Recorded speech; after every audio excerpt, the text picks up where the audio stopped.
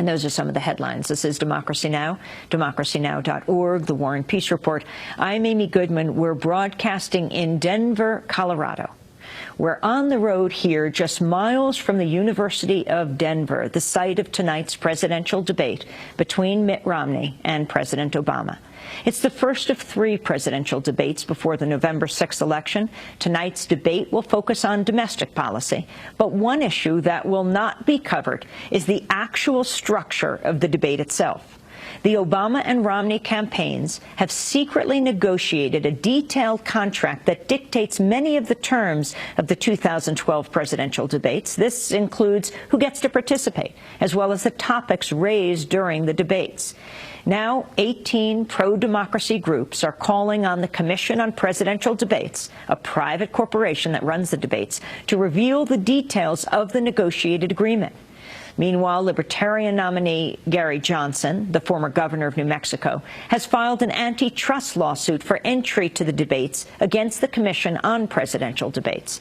In addition, supporters of Green Party nominee Jill Stein plan to protest outside the debate under the banner of Occupy the CPD.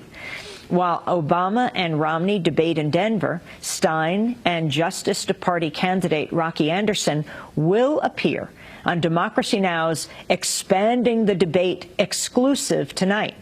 We will air the Obama-Romney debate, pausing after questions to include equal time responses from Dr. Stein and Rocky Anderson. We invited Gary Johnson, but his campaign said he had other plans for the night. Our special begins at 8:30 p.m. Eastern Time. If it's not being broadcast on your station, and as it's being broadcast throughout the country, you can go to our website at democracynow.org. To talk more about the debates, we're joined now in New York by George Farah. He's the founder and executive director of Open Debates, the author of No Debate: How the Republican and Democratic Parties Secretly Control the Presidential Debates. George, welcome to Democracy Now! Though it's interesting, you're there in our studios in New York, and we're here, well, just outside Denver, where the debates are taking place tonight, so we can bring folks, well, an expanded version of the debates. George, how did it come to be that the Commission of Presidential Debates came into being? What is this commission? Well, the Commission on Presidential Debates sounds like a government agency. It sounds like a nonpartisan entity, which is by design. It's intended to deceive the American people. But in reality, it's a private corporation financed primarily by Anheuser-Busch and other major companies that was created by the Republican and Democratic parties to seize control of the presidential debates from the League of Women Voters in 1987. And precisely as you said, Amy, every 4 years, this commission allows the major party campaigns to meet behind closed doors and draft a secret contract, a memorandum of understanding that dictates many of the terms. The reason for the commission's creation is that the previous sponsor, the League of Women Voters, was a genuine nonpartisan entity, our voice, the voice of the American people in the negotiation room. And time again, the League had the courage to stand up to the Republican and Democratic campaigns to insist on challenging and creative formats, to insist on the inclusion of independent candidates that the vast majority of the American people wanted to see, and most importantly, to insist on transparency so that any attempts by the Republican and Democratic parties to manipulate the presidential debates would result in an enormous political price. And it's precisely because the George, League... you have a lot of time here, so I really want you to lay out how this happened. Explain the moment when this was taken out of the hands of the League of Women Voters and this commission was formed. How was this justified? The best part of the history starts in 1980. In 1980, John B. Anderson, an independent candidate for president, runs against President Jimmy Carter and Ronald Reagan. President Jimmy Carter absolutely opposed independent candidate John Anderson's participation in the presidential debates, and the League had a choice. Do they support the independent candidate's participation and defy the wishes of the President of the United States, or do they capitulate to the demands of President Jimmy Carter? The League did the right thing. It stood up to the President of the United States, invited John B. Anderson. The President refused to show up. The League went forward anyway and had a presidential debate that was watched by 55 million Americans. You fast forward 4 years later, Amy, and the Walter Mondale and Ronald Reagan campaigns vetoed showed 80 of the moderators that the League of Women Voters had proposed for the debates. They were simply trying to get rid of 80? 80. They were trying to get rid of difficult questions. 80? 80.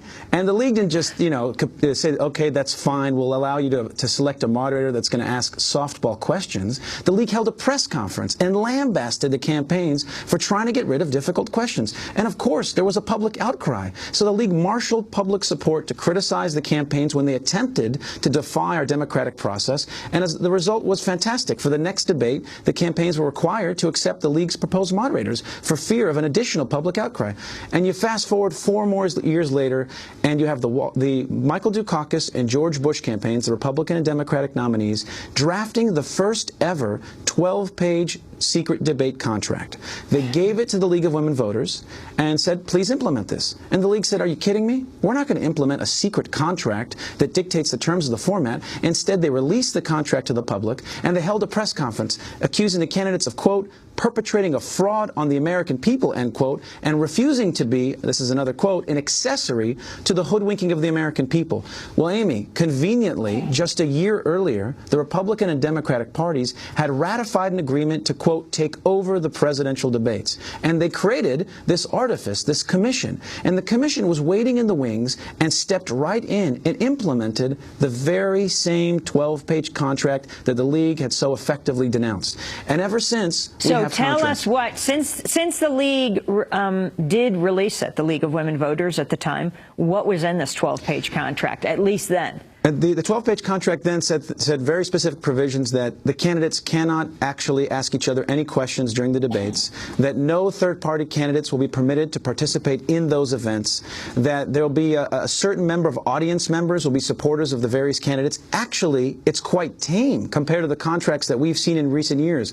That contract was 12 pages. The 2004 contract that we've managed to obtain a copy of was 32 pages. So over time, the candidates have made even greater efforts to control various components of the debates to eliminate both third-party candidates, unpredictable questions, and any threat to their dominance in our political process. So this commission, talk about the heads of the commission and who they are, who they were when it started, Frank Fahrenkopf and Paul Kirk, and who they are today, and who they represent. Frank Fahrenkopf and Paul Kirk were the original co-chairs of the Commission on Presidential Debates. Frank Fahrenkopf is the former chair of the Republican Party, and Paul Kirk is the former chair of the Democratic Party. And when they created the commission, for 15 months, they simultaneously served as co-chairs of their respective parties and the commission. So it was, of course, by definition, an entity that was absolutely loyal to the two parties. Well, guess what? Frank Fahrenkopf still is co-chair of the Commission on Presidential Debates decades later, and he has one other job, his day job. He's the director of the American Gaming Association. In other words, he's the nation's leading gambling lobbyist. When I asked Frank, hey, do you feel comfortable having beer and tobacco companies paying for our most important election events, our presidential debates? He said, boy, you're talking to the wrong guy. I represent the gambling industry.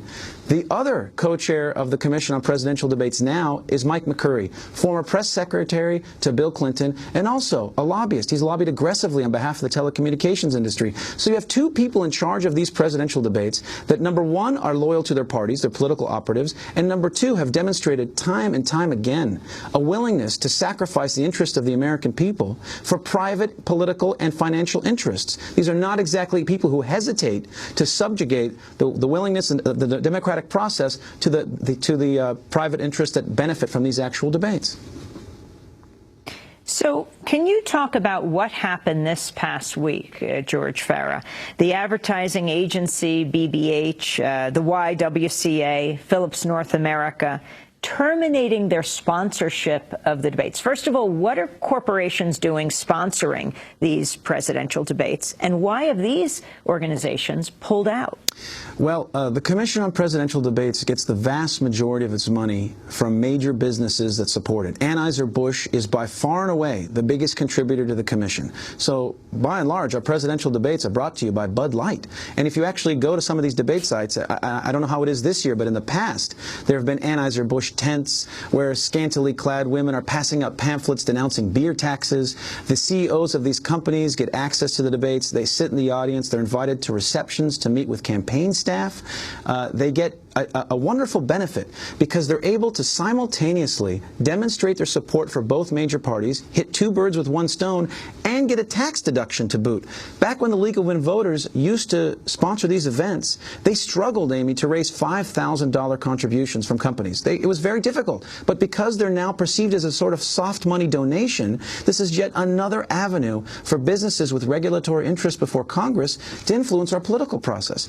Well, we've launched a campaign since the inception of my organization in 2004, pushing our supporters, which number in the tens of thousands, to write letters and emails to the various sponsors demanding that they withdraw their support of the commission.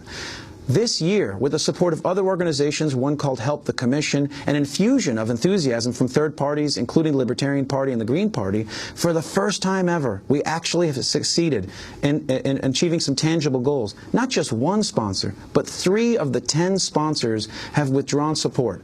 BBH, a British advertising agency, YWCA, a nonprofit, and, most importantly, Philips Electronics, a tech giant. Due to the extraordinary public pressure that we've exerted on them, they have said we will no longer be affiliated with an entity that is perceived correctly as being partisan and fundamentally anti-democratic. This is a triumph for the debate reform movement, and I hope the beginning of unveiling the commission for what it truly is and displacing it. George Farah, say again the companies that continue to support the presidential commission, the Commission on Presidential Debates. There are 7 remaining sponsors. There are 3 companies. Anheuser-Busch, again, the poster child for contributing to the commission. You have Southwest Airlines. You have the International Bottled Water Association. Then you have 2 foundations, the Howard Buffett Foundation. Howard Buffett happens to be a board member of the commission. Something called the Marjorie Kovler Fund that's affiliated with the Kennedy Library. And then you have 2 law firms, Corming, which is a specific law firm that focuses on issues in Washington, and Sheldon Cohen, a national security lawyer. These are the 7 entities that are backing our Commission on Presidential Debates. This is not the way these ought to be run. These should be supported by civic groups, nonpartisan organizations with a real focus on the democratic process. Instead, they're subcontracting out a presidential debate process to Anheuser-Busch. It'll be interesting to see if there's bottled water on their podiums, or if there's Bud Light. I mean, who knows? But I wanted to go to one of the third-party candidates shut out of tonight's debate, Libertarian candidate Gary Johnson, the former governor of New Mexico. He appeared recently on Neil Cavuto's show on Fox Business. Governor, half the battle is getting on those ballots and polling well to get in those debates. So it's sort of like a tough road. Very catch-22. I mean, right now I'm 5% nationally. Fact is, I'm not being recognized, though, at 5% nationally. And if people recognize that I was at 5% nationally, Neil, the overwhelming reaction would be, well, who the hell is Gary Johnson? Yeah, what does it take to get into the debates? Well, you got to get in the polls first to determine who's in the debates. And earlier this summer, the Green Party wrapped up its convention with the nomination of its presidential candidate, the physician, Dr. Jill Stein, and her running mate, the anti-poverty activist, Sherry Hunkala. Stein called her ticket a viable third-party challenge to corporate beholden Republicans and Democrats. I strongly agree that grassroots democracy grows from the local community up. But at the same time, we have a state of emergency, I think, at the national level. And to silence the only hope of an opposition voice in this election when so much is at stake, I think would be just a terrible loss for the American people. There's no reason why Americans should have to walk into the voting booth in November and have only effectively 2 Wall Street-sponsored choices. That was Green Party presidential nominee Jill Stein. Democracy Now! Spoke to Justice Party presidential nominee Rocky Anderson during the Republican National Convention in Tampa, Florida last month. These 2 parties, Republicans and Democrats, have a stranglehold on our democracy. They are depriving people around this country not only of being able to get on the ballot, they're denying all of us of our freedom of choice. And we're seeing it in the most oppressive ways. Now, again, we're going to have this presidential debate, including Rocky Anderson, the presidential candidate from the Justice Party, Dr. Jill Stein, the presidential candidate from the Green Party. We will be doing that tonight, expanding the debates, just having them not comment afterwards, but actually they will participate in the debate. We'll just hit pause on the presidential debate. They will be given the same amount of time in the same format as the main presidential candidates, so that TV and radio and internet audience at democracynow.org can hear what democracy sounds like. George Farah, there was a third-party candidate outside of Anderson, of course, Ross Perot. So, George, how did he get into these debates? Why was it agreed then? Amy, the Ross Perot story is absolutely fascinating, and I'd love to talk briefly about 1992 and 1996. Ross Perot managed to get into the 1992 presidential debates, and one of the great public misconceptions is that the commission invited him. The commission loves to take credit for it as well. They said, look, we are not as bipartisan or as partisan as people accuse us of being. We included Ross Perot in 1992. That's not what happened. President George H.W. Bush believed strategically that Ross Perot was taking votes from then-challenger Bill Clinton. And so Bush's campaign insisted on Ross Perot's inclusion. The commission actually opposed Perot's inclusion, first pushing to keep him out of all three debates, then lobbying for allowing him to participate in just a single debate. It was only because President George H.W. Bush and Bill Clinton pushed for Perot's inclusion that he was included. If you fast forward 4 years later, Ross Perot ran for president again. He had $29 million in taxpayer funds. 76% of the American people wanted to see him in the presidential debates. He was widely deemed the winner of 2 of the 3 debates in 1992, yet he was excluded. Why? Because this time the candidates wanted to keep him out. Bob Dole was desperate to keep Perot out of the presidential debates because he thought Perot would take more votes away from him, and Bill Clinton didn't want anyone to watch these debates. He wanted what George Stephanopoulos told me was a non-event because he was comfortably leading in the polls. So they reached an outrageous agreement. Bill Clinton agreed to exclude Perot on the condition that one of the 3 debates was canceled and the remaining 2 debates were scheduled opposite the World Series of baseball, and no follow-up questions were asked. So this is what viewers at home got. They got no Perot, they got 2 debates at the same time as baseball, and they had no follow-up questions, and as exactly what President Bill Clinton wanted by design, the lowest debate audience in the history of presidential debates. And who took the heat? Not the candidates. The candidates never paid a political price. The polls after the debate showed that 50% of the public blamed the commission, only 13% blamed President Clinton, and only 5% blamed Bob Dole. In other words, the critical role the commission plays is allowing the candidates to engage in anti-democratic manipulations behind closed doors without having to pay a political price. If Bob Dole and Bill Clinton had to look in the camera, look and tell the American people, we're going to keep a candidate out that you're paying for, that you're supporting, and that you want to see, they would never have had the courage to do so. It would have been perceived as cowardly, and they would have been forced to allow Ross Perot on that stage. What about this comment that Gary Johnson made, the former governor of New Mexico, who's running for president on the Libertarian line? This point about what you poll and this catch-22 of how do you increase your standing in the polls if you're not in the debates? Due to explicit criticism of the commission in 1992 and 1996 and an investigation by the Federal Election Commission, the commission was forced to adopt a numerical figure as a kind of decision-making at what point third-party candidates could actually be allowed to participate in the presidential debates. So they have announced that if a third-party candidate or any candidate gets 15% of the polls, that they'll invite them to a presidential debate. 15% of the polls, Amy, that's crazy. There hasn't been a third-party candidate in the last 100 years that's gotten close to 15% of the polls prior to any sort of presidential debate. It's ridiculously high. Congress gives candidates millions of dollars of taxpayer funds if they win 5% of the popular vote. How is it that we can actually subsidize a candidate, yet they need 3 times that level of support just to get in these presidential debates? Third-party candidates faced extraordinary structural barriers, discriminatory ballot access, scant media coverage, loyalties of the political class in the voting public, enormous campaign finance disparities. So if they managed to convince a majority of Americans that they ought to be included in the presidential debates, it's outrageous that a private corporation backed by Anheuser-Busch, controlled by the two parties, is telling them no. It absolutely is a catch-22. The presidential debates are the gatekeepers to credibility. If a third-party candidate gets in, he's instantly deemed credible, viable, worthy of voter attention, and worthy of media attention. But if he's excluded, he's dismissed as marginal, unworthy of voter attention or media attention, and his campaign is relegated in many ways to the dustbins of history. This is outrageous that the gatekeepers to our election process are not nonpartisan entities like the League, but partisan individuals with loyalties to the Republican Democratic parties. It stifles debate by design. How do you see this changing right now, George Farah? You're the founder and executive director of Open Debates. You've been watching this over the years. The League of Women Voters, are they organizing? How are other groups actually organizing? How do you see this playing out? Well, we created something in 2004 called the Citizens Debate Commission. It was comprised of 17 civic leaders from across the political spectrum, from Tony Perkins of the Family Research Council on the right to Randall Robinson, founder of Trans Africa, on the left.